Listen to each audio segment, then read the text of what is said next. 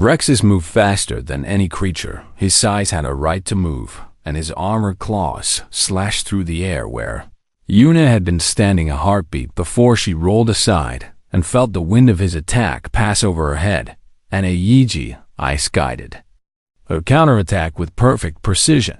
The blade scored a line across the ancient Crixian shell but barely penetrated the thick armor. Impressive, Rexus admitted. And you have some skill after all, but skill means nothing against experience. He struck again, and this time Una was not fast enough. His claw caught her across the chest and sent her flying backward, and she crashed into a stone pillar with enough force to crack it. Purple blood poured from the deep wound, and her crystalline ribs were fractured, and every breath sent agony through her body. This is the difference between us, Rexus said as he approached slowly, and humans had a gift for making their proteges believe they were special, and they filled your kind with false hope, and then they died and left you alone. Una struggled to her feet, and Aege's eyes trembled in her grip.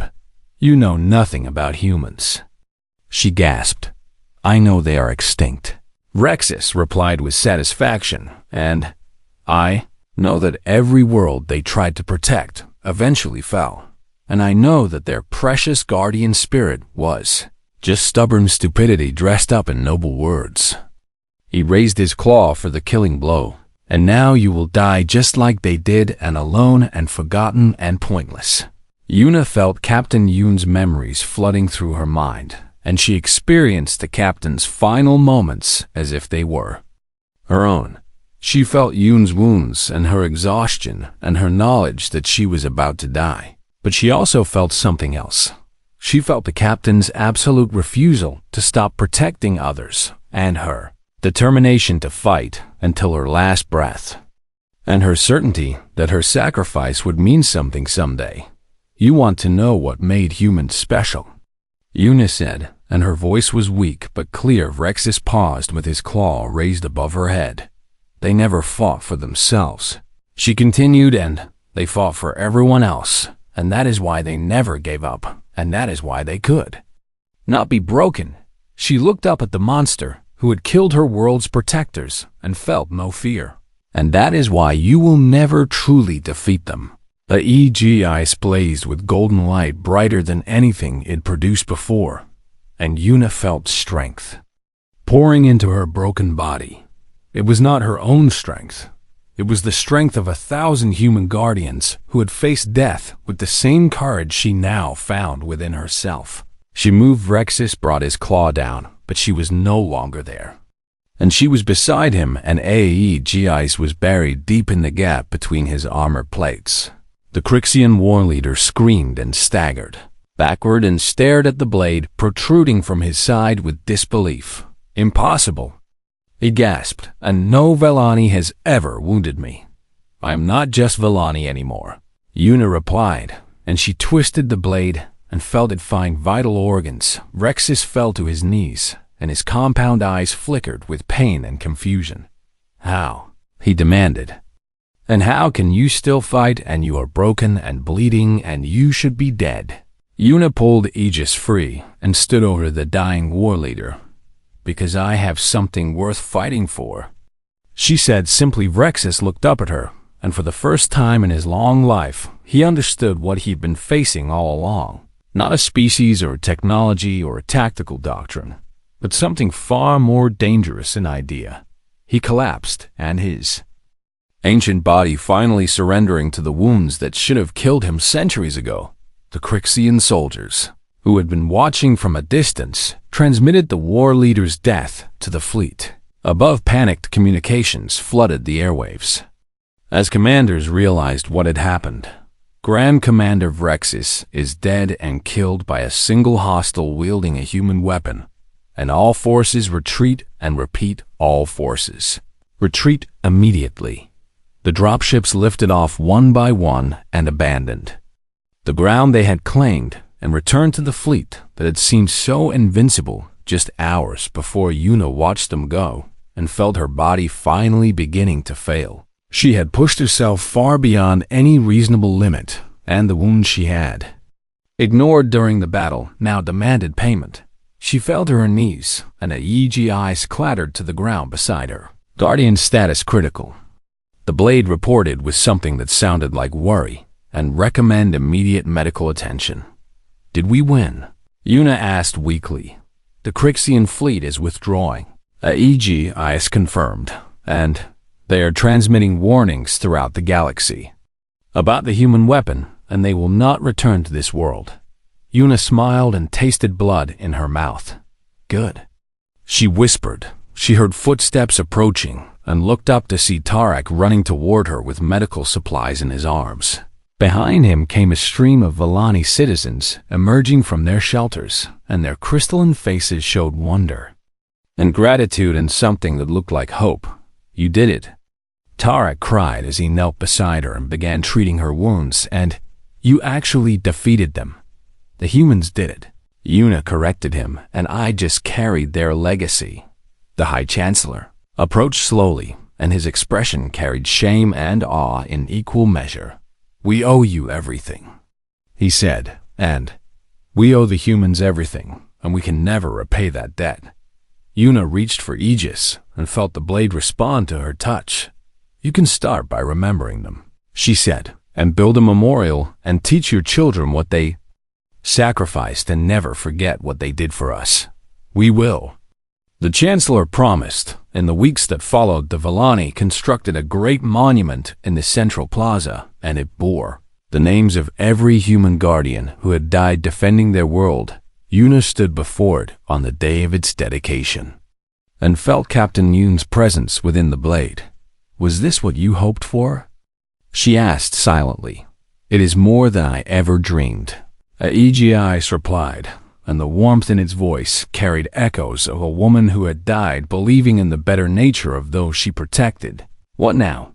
Yuna asked. Other blades were hidden on other worlds. Aegis explained, and other peoples that humanity once protected, and they may need guardians of their own. Yuna looked at the memorial, and then at the blade in her hands. Then we should find them, she said.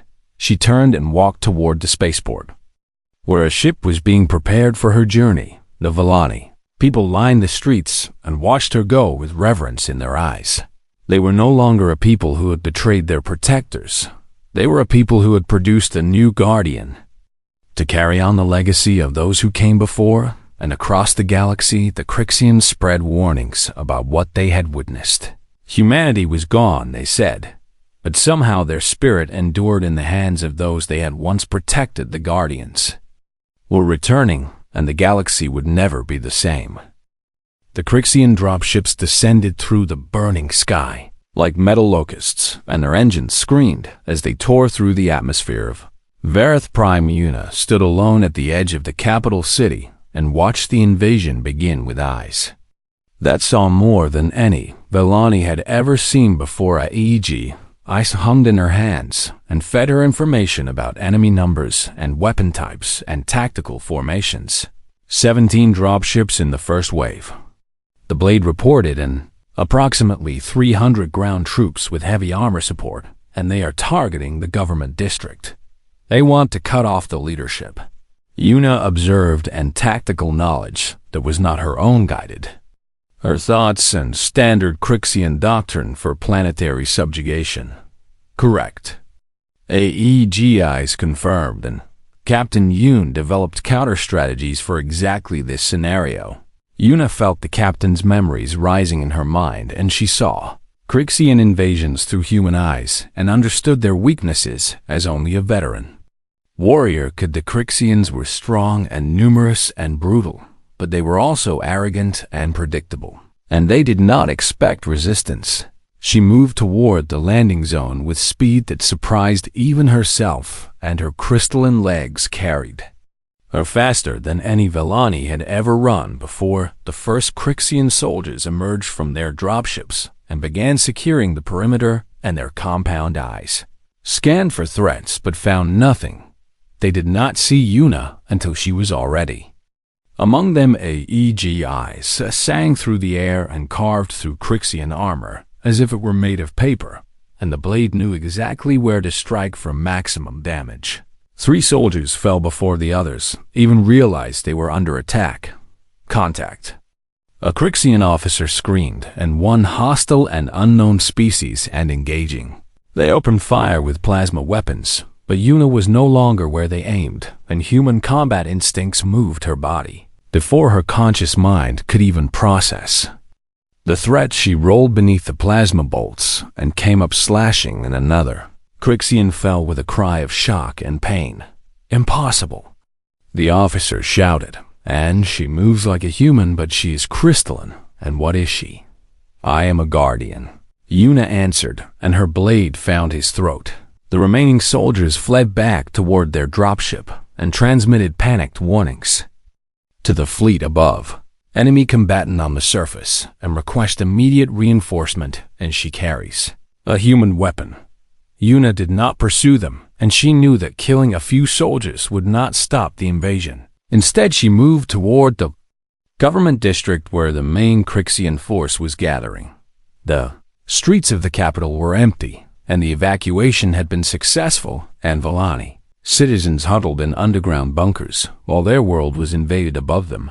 Yuna passed through the abandoned streets like a ghost and felt the memories of human guardians who had walked these same paths 1,000 years ago. They had loved this world and its gentle people, and they had given their lives to protect it.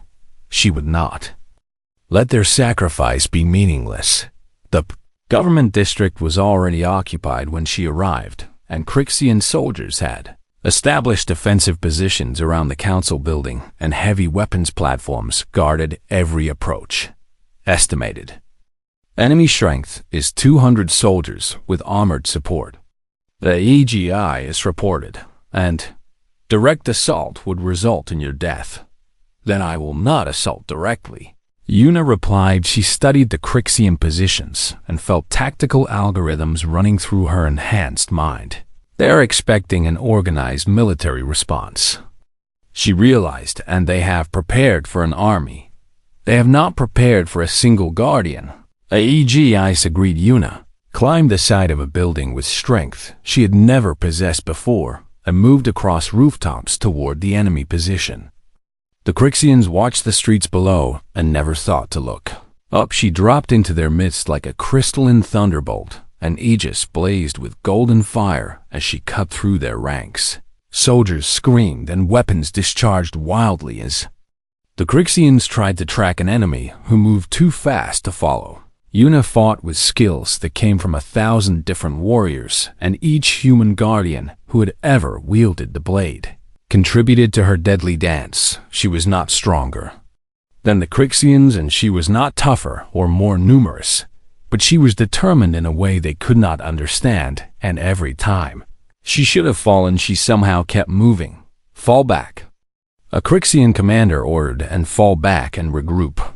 The soldiers were treated and left their dead and wounded behind, and Yuna let them go because she needed to conserve her strength. She was breathing hard, and her crystalline body ached from wounds she had not even noticed receiving, and purple blood dripped from a dozen cuts. You are injured, AEGIS observed with concern. I am still standing, Yuna replied, and that is what matters. She felt a new presence entering the battlefield, and a larger dropship descended from the fleet above, and its markings identified it as a command vessel. The Crixian war leader is arriving, AEGIS warned. An analysis of fleet communications indicates that this is Grand Commander Vrexis, and he is a veteran of the original campaign against the human guardians. He was there 1,000 years ago. Yuna asked. He personally killed Captain Yoon. AEGIS replied, and the blade pulsed with something that felt like anger. Yuna watched the command ship land and saw a massive Crixian emerge from its doors. Vrexis was ancient by his species standards, and his shell was scarred from countless battles, and his eyes held the cold satisfaction of a predator who had never known defeat. So it is true, Vrexis called out, and his voice echoed across the empty plaza, and the human weapon has awakened and found itself a new toy to play with. He saw Yuna standing among the bodies of his soldiers, and laughed with genuine amusement. A Volani, he said, and a pathetic crystalline creature thinks she can wield human power, and this is too rich. Yuna raised Aegis and felt the blade responding to her resolve. You killed the humans who protected this world, she said, and you slaughtered them while they slept. I did. Rexus agreed proudly, and it was glorious, and they screamed and bled just like any other prey, and their famous guardian spirit meant nothing against superior numbers and surprise. You think they were weak because they died protecting others, Yuna said. I think they were fools, Rexus replied, and just as you are a fool for trying to copy them, and look at you bleeding and exhausted, and you cannot possibly win. Yuna felt Captain Yoon's memories stirring within her, and she remembered. The captain's final thoughts as she faced death.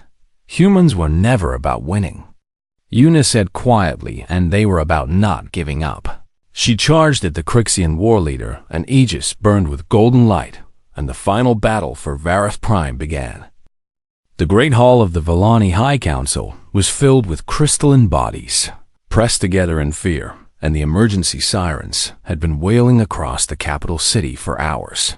Yuna pushed through the crowd with AEGIs strapped across her back, and Tarek followed close behind with his face pale and his hands trembling.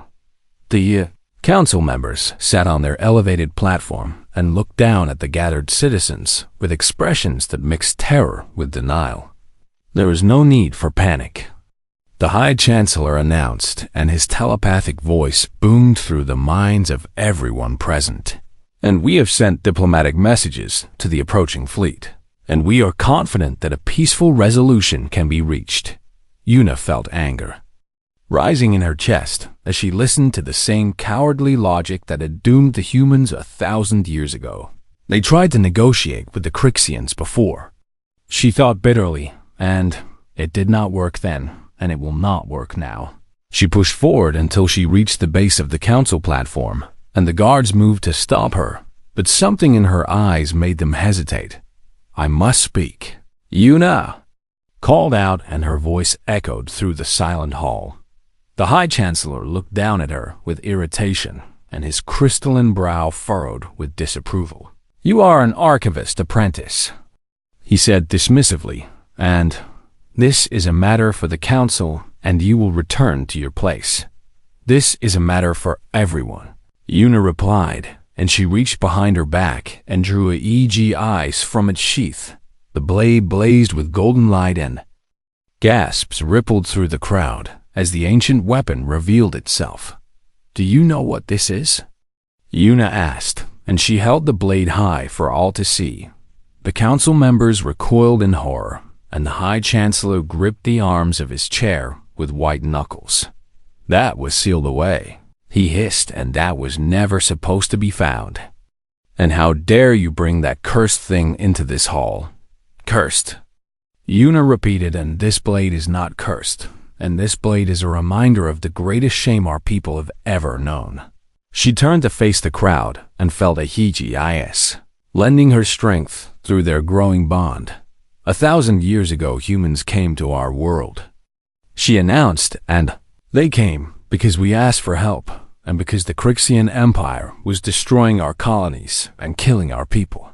Murmurs spread through the crowd, and most of the citizens had never heard this history. The humans protected us for 300 years, Yuna continued, and they fought for us and died for us and asked for nothing in return except friendship. That is ancient history. The High Chancellor interrupted, and it has no bearing on our current situation. It has every bearing, Yuna shot back, and because our ancestors repaid human kindness with betrayal, and they secretly allied with the Crixians, and they allowed every human guardian to be slaughtered. Shocked cries erupted from the crowd, and parents covered the ears of their children. That is a lie, the Chancellor shouted, but his voice wavered with guilt. It is the truth. AEGI spoke, and its voice projected throughout the hall, and I was there, and I carry the memories of every human who died protecting your world. The blade projected holographic images into the air above the crowd and showed the same terrible history that Yuna had witnessed in the archive. Citizens watched in horror as their ancestors conspired with monsters and watched as human soldiers who had become friends. And neighbors were cut down in the night. We did this. Someone in the crowd whispered, and our people did this. The High Chancellor slumped in his chair, and his denial crumbled in the face of undeniable truth. Why are you showing us this now? He asked weakly, and what purpose does it serve to? Shame us with ancient sins, because the Crixians have returned. Una answered, and they waited until they believed humanity was extinct, and now they have come to finish what they started 1,000 years ago. But we have no way to fight them. A council member cried, and we abandoned our military after. The humans were gone, and we have no weapons and no warriors. You have me. Una said simply. She raised Aegis above her head, and the blade pulsed with energy. This blade contains the knowledge of 1,000 human guardians. She explained, and if I bond with it completely, I can become something our people have never been, and I can become a warrior.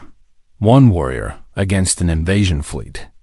The Chancellor scoffed, and that is madness, and you would throw your life away for nothing. Captain, Hannah Yoon threw her life away for us. Una replied, and even after we betrayed her, and even as she lay dying, she protected our people because that is what guardians do. She looked around at the frightened faces of her people and felt a strange calm settling over her.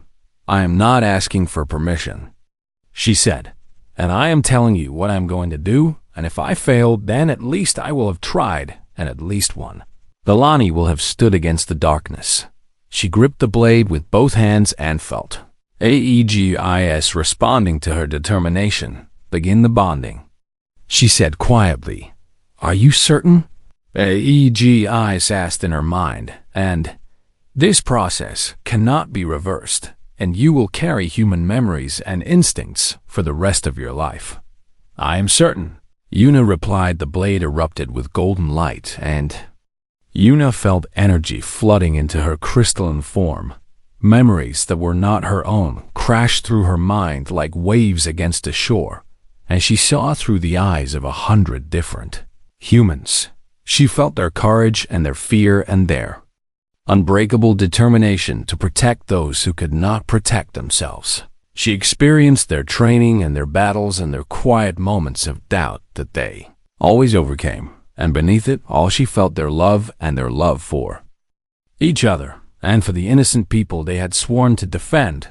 The process lasted only seconds, but felt like years, and when the light faded, Una was no longer the same person who had entered the Great Hall. She opened her eyes and saw the world differently now, and every potential threat was immediately catalogued, and every possible defense automatically calculated. Guardian bonding complete. Aegis announced. Una looked at the council, and when she spoke, her voice carried the weight of 1,000 warriors. No one dies on my watch, she said. The Chancellor stared at her with something new in his eyes, and it took Una a moment to recognize what it was. It was hope. What do you need from us? He asked quietly. Una felt the tactical knowledge of countless human strategists flowing through her mind. Evacuate the outer districts to the underground shelters, she ordered, and move all civilians to the central bunkers and prepare medical facilities for casualties, and then stay out of my way. For the first time in 1,000 years, Vellani spoke with the authority of a human guardian. And for the first time in 1,000 years, the Vellani people listened. The hidden chamber transformed around Una as Aegis activated systems that had been dormant for 1,000 years, and the walls came alive with holographic projections that filled the air with light and color. Tarek stumbled backward in amazement, and his crystalline eyes reflected images of a past that his people had tried so hard to forget. What is this? He whispered as figures began to take shape in the light. This is memory. Aegis replied through the blade, and this is the truth your people buried along with your shame. Una watched in wonder as the projections showed her homeworld as it had looked a millennium ago, and the cities were smaller then, and the Volani people moved through their streets with fear in their eyes. Then the sky opened and ships descended through the clouds, and they were not the sleek vessels of the Crixian Empire that her people had learned to dread. These ships were different, and they were blocky and practical and covered with markings that Una somehow recognized from the blade humans. She breathed as the hologram showed figures emerging from the landed vessels. They were strange creatures with soft skin and various shades of brown and pink and black, and their bodies were dense with muscle and bone. Their eyes were small, but they burned with determination, and they carried weapons with the ease of those who had trained for war their entire lives. The first human guardians arrived on Varith Prime in response to our distress signal. AEGIS explained, and the Crixian Empire had been raiding your outer colonies for decades, and your people had no way to defend themselves. The hologram shifted and showed Crixians for the first time, and Una felt fear grip her heart at the sight of them. They were massive insectoid creatures with armored shells and multiple limbs that ended in sharp claws, and their compound eyes held no mercy and no compassion. Why did the humans help us? Una asked, and what did they want in return? Nothing. AEGIS answered, and humans had a word for what drove them to protect others, and that word was duty. The projection changed again and showed humans working alongside Volani and building defenses and training those few of her people who wished to learn and standing guard, while crystalline families slept safely for the first time in generations. For 300 years, the human guardian corps protected your world. AEGIS continued, and they asked only for friendship and for the chance to make a difference in the galaxy. Una saw human soldiers laughing with Volani children and teaching them games from distant Earth, and she saw human medics treating the dying and the sick, and human engineers building shelters that could withstand Crixian attacks. They loved us, she realized, and tears formed in her crystalline eyes and slid down her cheeks like liquid diamonds. They did. AEGIS confirmed, and Captain Hana Yoon was the last commander of the Guardian Corps, and she believed that protecting the innocent was the highest purpose any warrior could serve.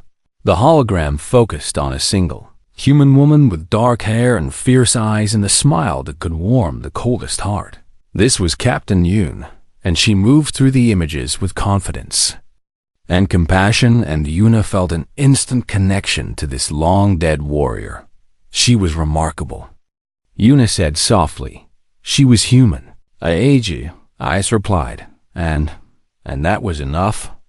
Then the hologram darkened and the images that followed made Una want to look away, but she forced herself to watch. She saw the Volani High Council of that era gathered in secret, and their faces twisted with suspicion and fear as they spoke of the humans who had become so essential to their survival. "They are too powerful," one council member said in the ancient recording, "and what if they decide to rule us instead of protect us?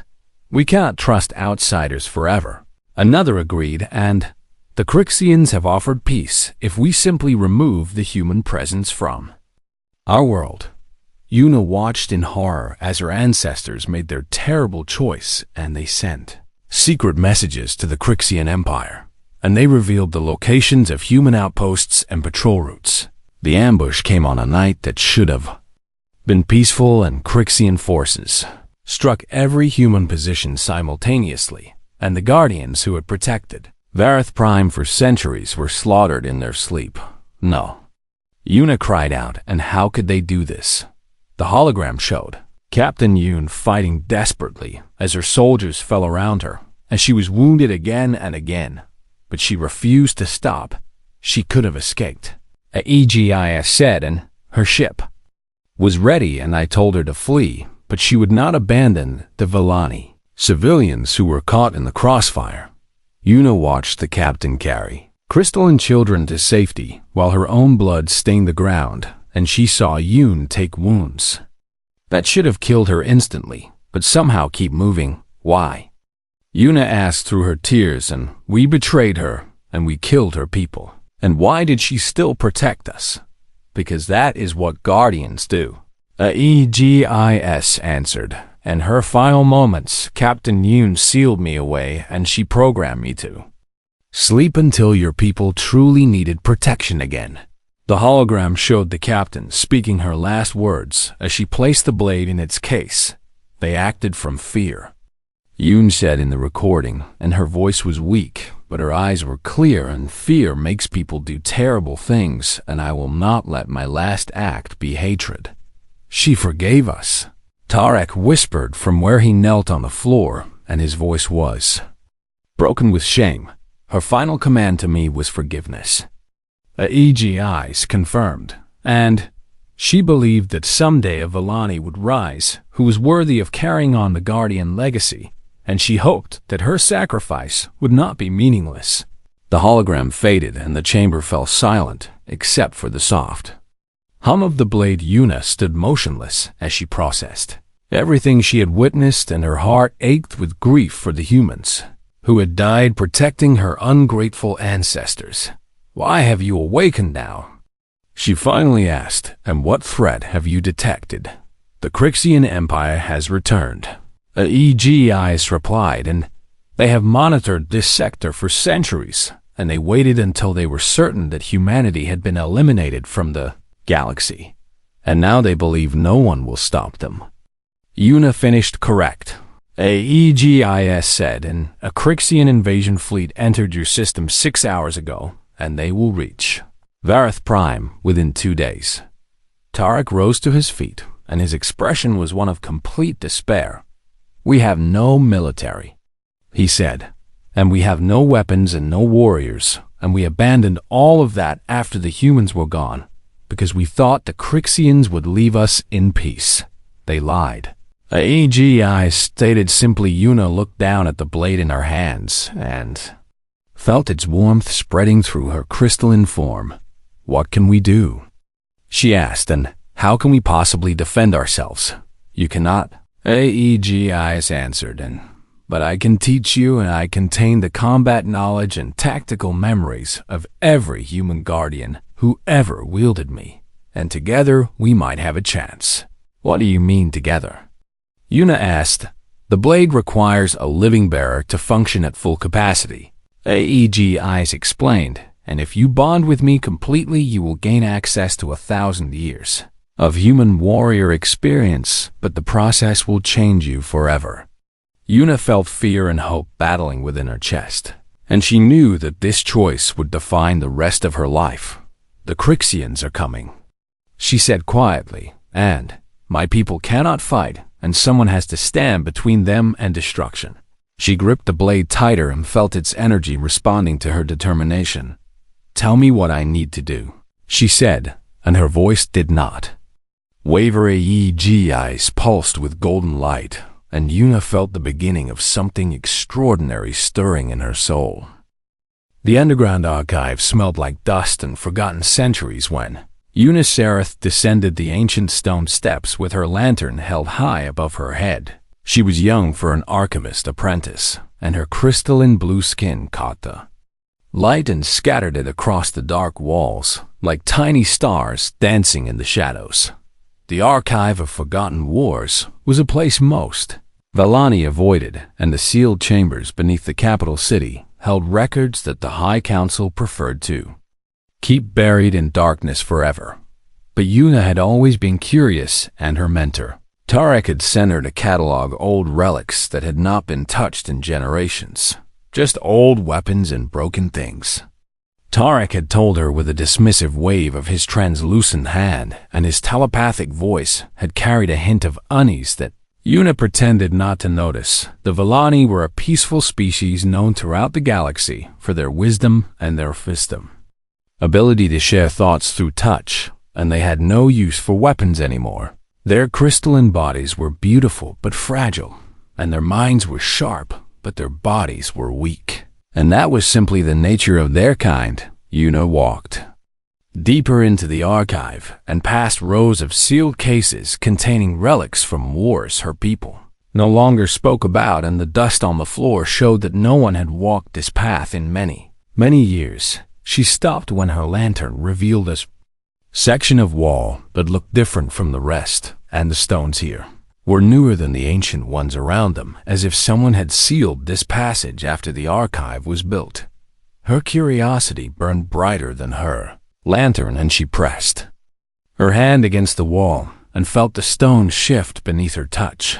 The wall crumbled inward and revealed a hidden chamber that had been sealed away from the rest of the archive, and Yuna stepped through the opening with her heart beating fast. In her chest, the chamber was small and circular, and in its center stood a single pedestal holding a case made of black metal that seemed to absorb the light from her lantern. Yuna approached slowly and wiped a thick layer of dust from the case, and revealed a transparent lid beneath which rested something that made her breath catch in her throat. It was a blade unlike anything she had ever seen, and its metal was silver and gold woven together in patterns that seemed to move when she looked at them. The handle was wrapped in material she did not recognize, and symbols were carved along the blade in a language that no Villani had ever used. Beside the case were fragments of old records, and Yuna gathered them carefully and tried to read the faded text. Most of the words were destroyed by time, but she could make out certain phrases that sent chills through her crystalline form. The human guardians and sacred trust, and never forgotten. Yuna had heard stories about humans, and they were ancient tales that parents told children to frighten them, or to teach lessons about the dangers of outsiders. Humans were supposed to be monsters from a dead world, and creatures of violence and chaos who had vanished from the galaxy long ago. But these records spoke of humans with respect, and even with something that looked like love. She opened the case without thinking, and the blade seemed to call to her in a way she could not explain, and her fingers reached for the handle before her mind could tell them to stop. The metal was warm against her palm as she lifted the blade carefully and examined the strange symbols along its edge. Then she made a mistake that would change her life forever. Her fingers slipped along the edge, and the blade cut through her crystalline skin as easily as light passes through water. Purple blood dripped onto the metal, and Yuna gasped in pain and tried to pull her hand away. But the blade began to glow with a warm golden light that spread from where her blood had touched it, and the symbols along the edge started to pulse with energy. Yuna dropped the blade in shock, but it did not fall, and instead it floated in the air before her and spun slowly as more symbols appeared along its surface. The golden light grew brighter and filled the chamber, and Yuna shielded her eyes with her wounded hand. Then the light faded and holographic text appeared in the air around the blade, and the symbols were in that same unknown language. But somehow Yuna could understand them now. Guardian protocol reactivating. The text read, and threat detected, and bonding sequence initiated. What is happening? Yuna whispered, and her voice trembled with fear and wonder. The blade pulsed once more, and then a voice spoke directly into her mind, and it was not like the telepathic voices of her own people. This voice was different, and it carried warmth and strength, and something that felt like the memory of 1,000 brave souls. "I am AEGIs," the voice said, "and Artificial Enhanced Guardian Intelligence System, and I was created by the human soldiers who once protected your world.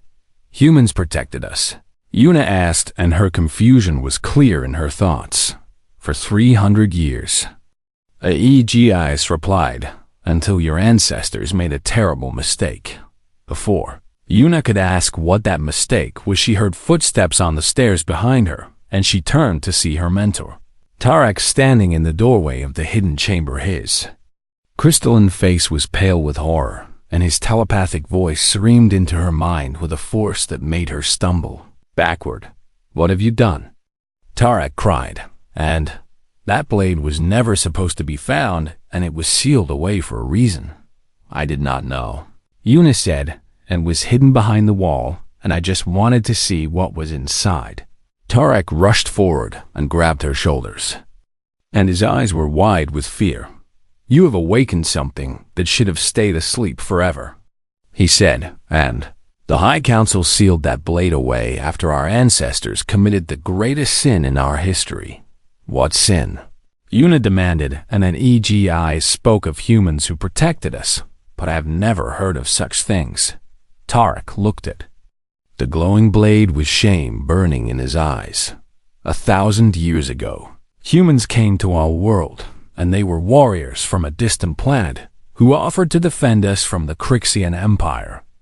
He said, and they fought for us and bled for us and died for us. Then what happened? Una asked. We betrayed them. Tarek whispered, and our ancestors were afraid of human influence, and they secretly negotiated with the Crixians, and they allowed the human garrison to be ambushed and slaughtered. Una felt sick, and her stomach turned at the thought of such treachery. Every human who came to protect us was killed because of our cowardice. Tarek continued, and that blade belonged to their last captain, and she sealed it away rather than let it fall into Crixian hands. The blade pulsed again, and Aegis spoke once more in Una's mind. Captain Hanayun was my final bearer. Aegis said, and she programmed me to reawaken only if your people truly needed protection again, and I have detected the reason for my awakening. What reason? Una asked with dread filling her heart. A Crixian invasion fleet has entered your system. Aegis replied, and they have returned because they believe humanity is extinct, and they think no one will stop them this time. Tarek fell to his knees, and his crystalline body trembled with terror. The Crixians have come back, he gasped, and after all these years they have finally come to finish what they started. Una looked at the glowing blade and felt something stir inside her chest, and it was something she had never felt before. It was the urge to fight and the urge to protect, and somehow she knew that nothing would ever be the same again.